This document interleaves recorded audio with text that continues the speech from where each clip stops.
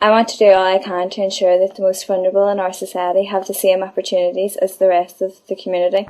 You said that yourself on the 15th of October 2008. This quote was about the new £2 million housing scheme, but generally how is DSD working towards this goal? Well, DSD is working towards this goal. I am working towards that goal through helping people, whether it's in housing.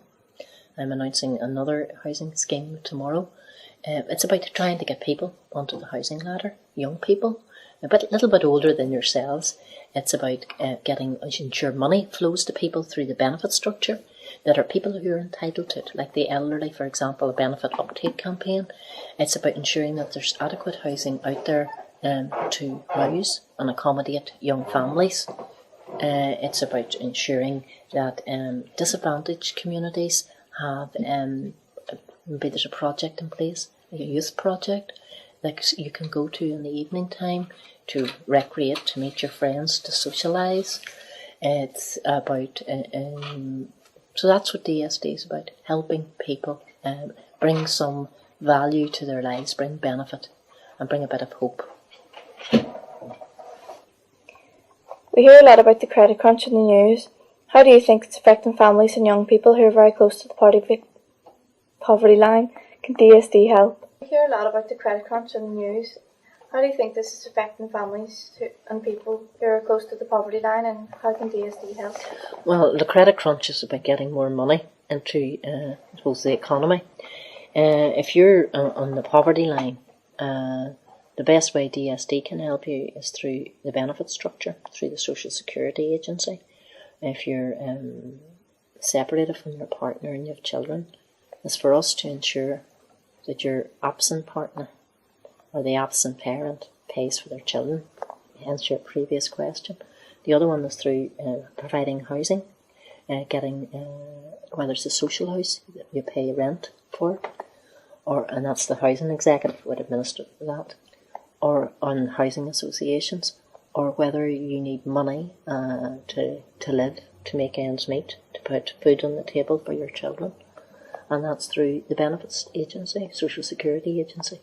And through, if you're a young person, setting up home with your partner, it means you want to maybe buy or part buy a house. We'll assist you to do that by providing you with advice. And we want people to get onto the housing ladder, and we want people to be able to stay on it. So that's how we help people that are in the poverty trap. It's about supporting. It's about supporting communities, supporting people, providing for people, delivering for people. Could we ask your thoughts and opinion of being a woman in the Northern Ireland Assembly and also on the executive? Well, I suppose the first thing I feel, there's not enough women in politics. There's not enough women in the Assembly, nor is there enough women probably in the executive. If you look at the proportion of women in the executive, perhaps that's a bit unfair in terms of when you say that pro rata against the number of women in the Assembly. It's quite high, I suppose. But women perhaps were not attracted to politics. It was very much a male preserve. You look back when I was growing up in the 60s and 70s, it wasn't a done thing, but then Northern Ireland was a very different place. And it was the same, I say, in many, many different countries, and it wasn't solely here. Men have a different approach, and men are not like probably me saying that. They can be quite bolshy and think that they own everything and that they're in control of everything. But women do bring a different aspect to things. Women bring solutions. Men just love talking for the sake of talking. And women adopt a different approach. Because if you're used, and I count myself out of this because I don't have children myself, but if you're dealing with a family structure, dealing with a home, you have to make means of resolving issues. So you come with solutions, and that's where women are different in political life. Generally speaking, I wouldn't take that as an absolute no. But I don't think there are enough women. We need to do more to encourage women, so therefore you need more, I suppose, people-friendly policies. When you take the Assembly, you could be up there on a Monday and Tuesday, very early in the morning to late in the evening. That's hardly good for if you have a family. So I think we need to look, maybe there's a need for a creche, and that was examined several years ago, but nothing seems to have come of it. But I think that needs to be provided. And you need to have things like that in place that makes it more attractive for women to become involved.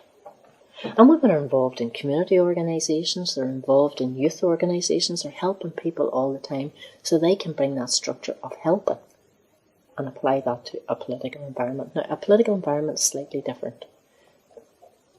And you're not only providing for people, but you're also acting politically. Because there are people that's competition. You're out there for electoral purposes to get votes.